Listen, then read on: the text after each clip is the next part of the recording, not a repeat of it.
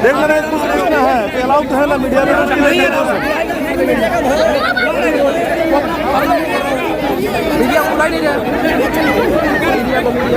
Media की तरफ से कुछ पूछ नहीं सकते हम लोग नहीं बता रहे वो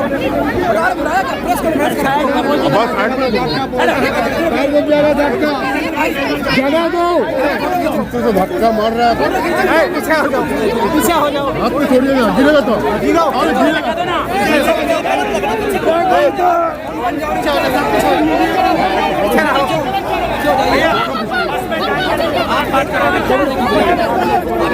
माइक से बोल जगह दो गाड़ी जाने का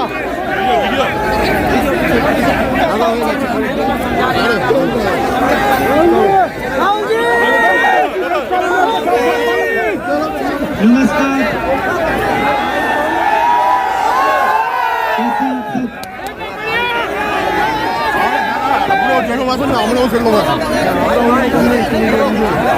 इतना अच्छा आप शांत हो जाए तो मैं आसानी से बोलती हूँ क्योंकि माइक कमजोर है। आप सबका मैं दिल से धन्यवाद करना चाहता हूँ कि आप यहाँ आए और इतने प्यार से आपने मेरा स्वागत किया।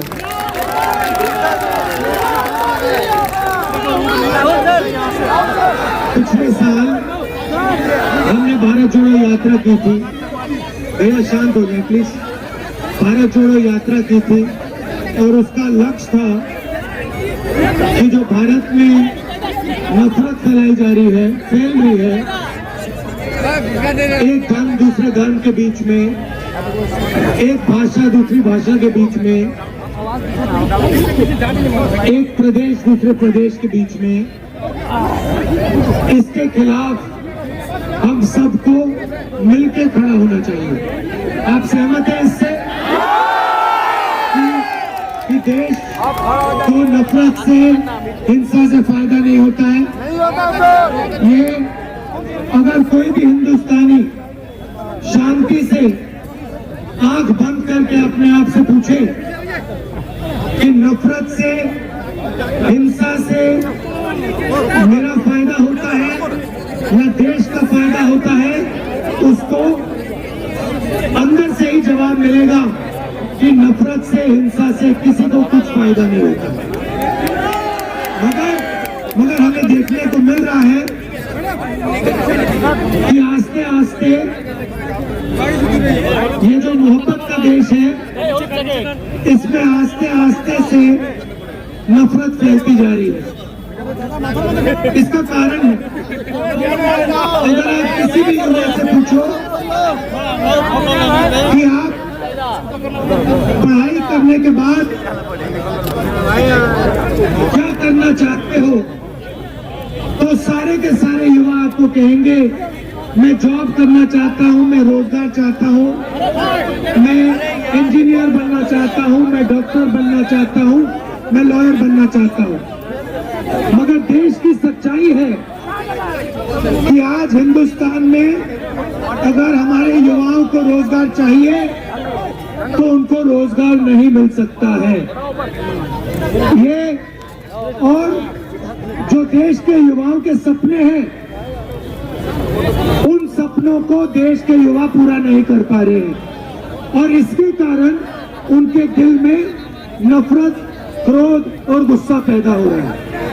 तो भारत जोड़ो यात्रा का सबसे पहला लक्ष्य था, कन्याकुमारी से कश्मीर हम चले और लक्ष्य था कि हम लाखों युवाओं से, माताओं बहनों से, बुजुर्गों से बात करें, उनके दिल में जो है उसको सुने और उनका हाथ पकड़े और उनके गले लगे। लोगों ने कहा कि आप कन्याकुमारी से कश्मीर गए, मगर बंगाल का क्या होगा, असम का क्या होगा, उड़ीसा का क्या होगा, नागालैंड, मणिपुर, इनका क्या होगा। इसलिए हमने निर्णय लिया कि हम ईस्ट से वेस्ट, मणिपुर से महाराष्ट्र फिर से भारत जोड़ो यात्रा करेंगे और इसीलिए आज हम यहाँ आपके सामने खड़े हैं, सिलीगुड़ी में आपके सामने खड़े हैं।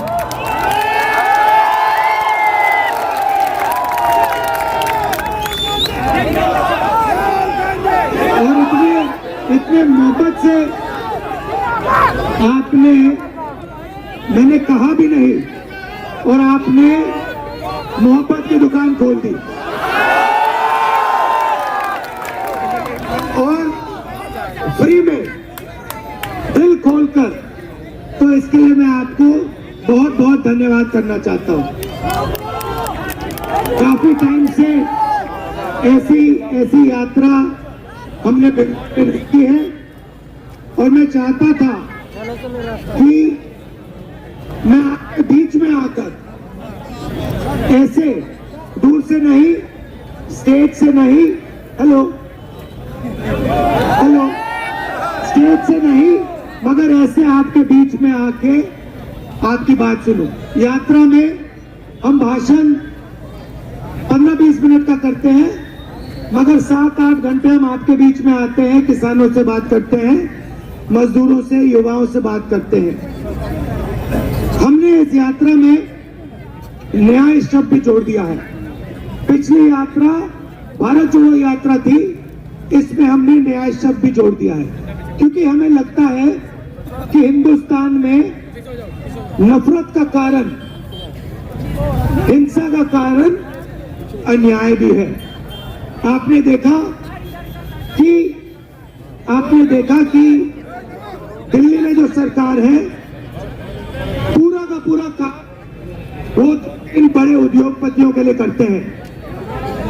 आपने देखा होगा कि एयरपोर्ट, अदानी जी, एयरपोर्ट्स, पोर्ट्स, माइंस, इंफ्रास्ट्रक्चर, बिजली, पावर, सबका सब 2-3 बड़े बड़े लोगों के हाथ में जा रहा है। मगर अगर कोई व्यक्ति है जो बढ़ाई का काम करता है और सोचता है कि एक दिन मैं फर्नीचर की कंपनी बनाना चाहता हूं, या अगर कोई है छोटा सा मैकेनिक है और वो सोचता है कि एक दिन मैं ऐसी गाड़ी बनाना चाहता हूं, अपनी कंपनी खोलना चाहता हूं, या एक युवा है जो गरीब है, वो इंजीनियर बनना चाहता है और कहता है मैं इंजीनियरिंग की कंपनी खोलना चाहता हूं, तो उन सब के लिए दरवाजा बंद है।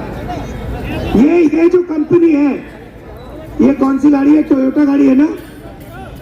आप समझो, इसका मालिक जापान में मैकेनिक था। मैकेनिक ने काम शुरू किया, आस्ते आस्ते उसने ये टोयोटा कंपनी बना दी। हिंदुस्तान में कोई भी मैकेनिक ये सपना नहीं देख सकता है। अगर मैकेनिक ये सपना देखेगा, बाकी लोग उसका मजाक उड़ाएंगे, मगर सत्य है ना। अगर एक बढ़ाई ये सपना देखे तो अरबपति लोग उसका मजाक उड़ाएंगे, कहेंगे ये देखो क्या कर रहा है। मगर हम चाहते हैं कि हिंदुस्तान का मैकेनिक, हिंदुस्तान का बढ़ाई, हिंदुस्तान का गरीब से गरीब किसान एक सपना देख पाए कि मैं भी बनाना चाहता हूँ, मैं भी इंजीनियरिंग कंपनी बनाना चाहता हूँ, मैं भी यूनिवर्सिटी खोलना चाहता हूँ, मैं भी कॉलेज खोलना चाहता हूँ। ये तो ऐसा हिंदुस्तान हम चाहते हैं जिसमें जो काम करता है उसकी इज्जत हो। आजकल मुझे कहना अच्छा नहीं लगता है, मगर जो दलाली करता है उसकी इज्जत है, जो काम करता है उसकी इज्जत नहीं है। और अगर हम रोजगार की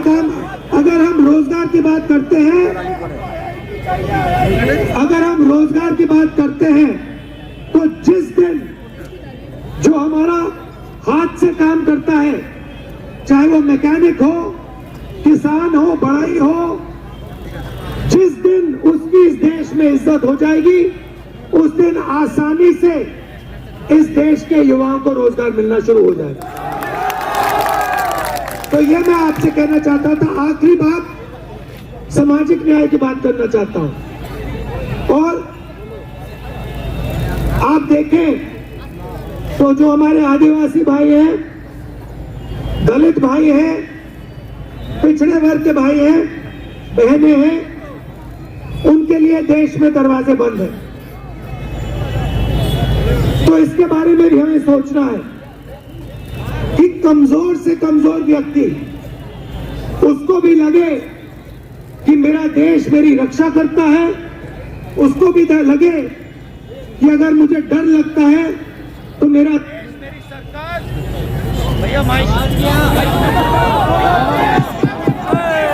तो उसको भी लगे कि मेरा देश, मेरे भाई मेरी रक्षा करते हैं। आखिरी बात जो आपको मालूम है, मैं दोहरा देता हूं, जिससे मुझे काफी दुख हुआ। बहुत सारे युवा जब छोटे होते हैं कहते हैं कि मैं एक दिन सेना में जाना चाहता हूं, पैरामिलिट्री फोर्स में जाना चाहता हूं, देश की रक्षा करना चाहता हूं। बहुत सारे लोग, बहुत सारे बच्चे हैं, जैसे ये बच्चे हैं, दे दो। अब पहले क्या होता था, युवा ट्रेनिंग करते थे, आपने देखा होगा सड़क पे 5 बजे दौड़ते थे और फिजिकल फिटनेस बनाकर टेस्ट लेकर आर्मी में जाते थे, वायुसेना में जाते थे, नेवी में जाते थे। अब वहां आर्मी, नेवी, एयरफोर्स हमारे युवाओं को एक गारंटी देती थी, कहती थी देखो आपने अपनी जान देश के लिए न्यौछावर कर दी है, तो आपने अगर अपनी जान देश के हवाले कर दी है, देश के हाथों में कर दी है, तो हम आपको गारंटी देते हैं जब तक आप जिंदा हो और आपके परिवार के लिए शहीद होने के बाद आपके परिवार को हिंदुस्तान की सेना, हिंदुस्तान की वायुसेना, हिंदुस्तान की नेवी गारंटी देके आपकी रक्षा करेगी, पेंशन देगी और रक्षा करेगी। मगर आज क्या हुआ है, आज एक नई योजना आई है, उसको सरकार ने अग्निवीर योजना कहा है। अब उसमें देखिए, उसमें कहा है कि हिंदुस्तान का युवा आर्मी को अपनी जान देने के लिए तैयार हो जाए और लाखों युवा तैयार हो जाएंगे। मगर अग्निवीर योजना कहती है कि आप आर्मी में आओ, 4 साल के लिए रहो और 4 साल के बाद 75% मतलब 3 में से 4 युवा आपको हम वापस घर भेज देंगे। 4 में से 1 युवा सेना में रहेगा और बाकी जो 3 हैं वो वापस चले जाएंगे। अगर शहीद होगा, देश के लिए गोली खाएगा, तो जो सेना के लोगों को कॉम्पनसेशन मिलता है, प्रोटेक्शन मिलती है, वो अग्निवीर को नहीं मिलेगी, उतनी नहीं मिलेगी। तो मेरा कहना है कि शहीद 2 तरीके के नहीं होते हैं, शहीद सिर्फ एक तरीके का होता है। सही? ऐसे थोड़ी कि भैया ये दूसरा शहीद है, ये दूसरा शहीद है। शहीद को सम्मान एक बराबर होना चाहिए। और अब क्या हुआ, सबसे दुख की बात, 1,50,000 युवाओं ने आर्मी में भर्ती की। अग्निवीर योजना से पहले इन 1,50,000 युवाओं को कहा गया कि आपको आर्मी में भर्ती कर लिया गया है, इनको जगह दे दी गई। और उसके बाद 3 साल सरकार, भैया बहुत जोश है मगर मुझे खत्म करने दो, फिर हाँ अभी मुझे बोलने दो। तो सरकार ने उनसे कहा कि भैया देखिए, आप आर्मी में भर्ती हो गए, कोविड का समय है, थोड़ा समय ठहर जाओ, आपको भर्ती कर देंगे।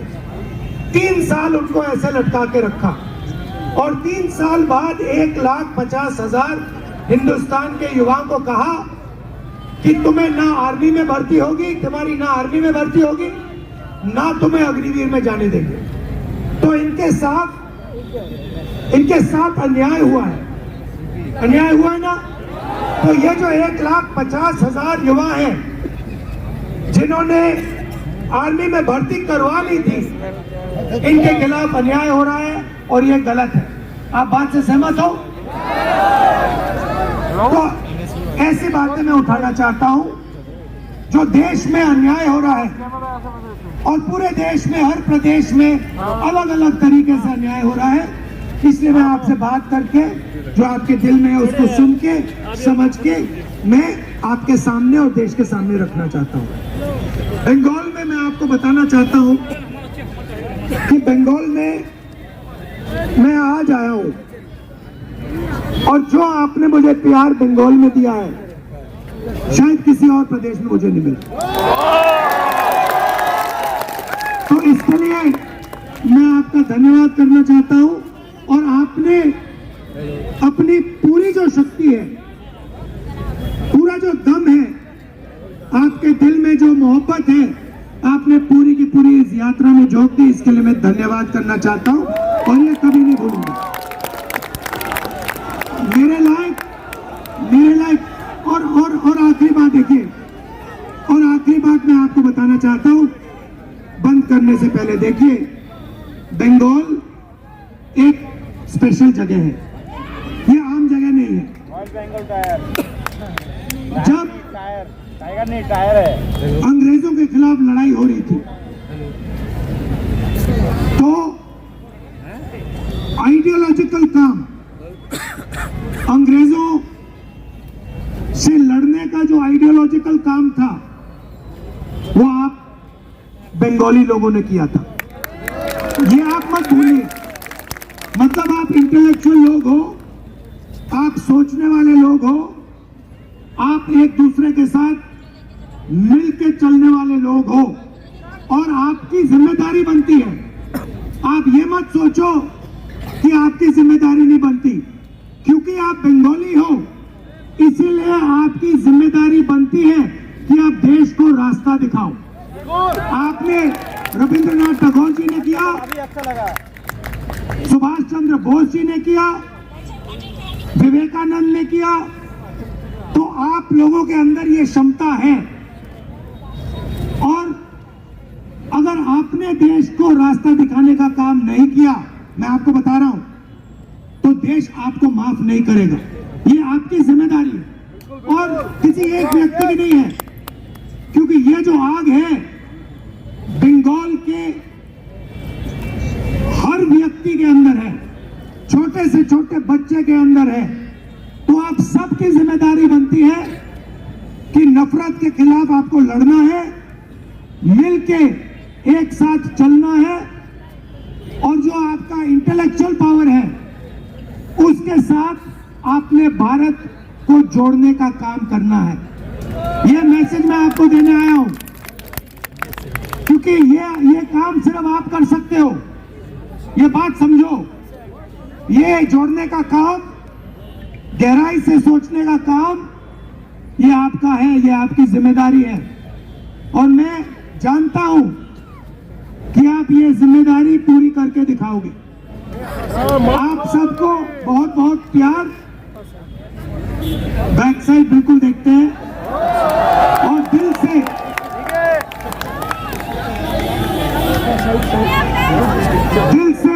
से आपका धन्यवाद। नफरत के बाजार में मोहब्बत की दुकान।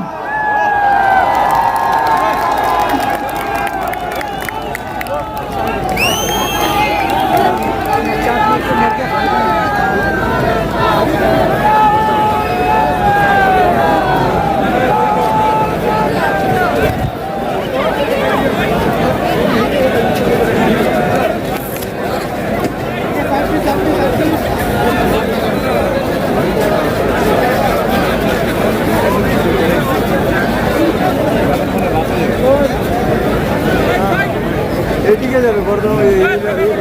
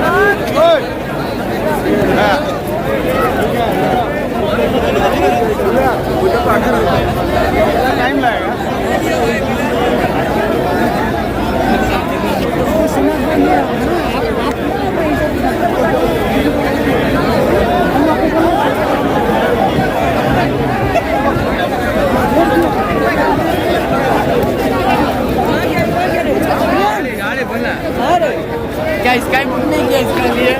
अच्छा बाबू यार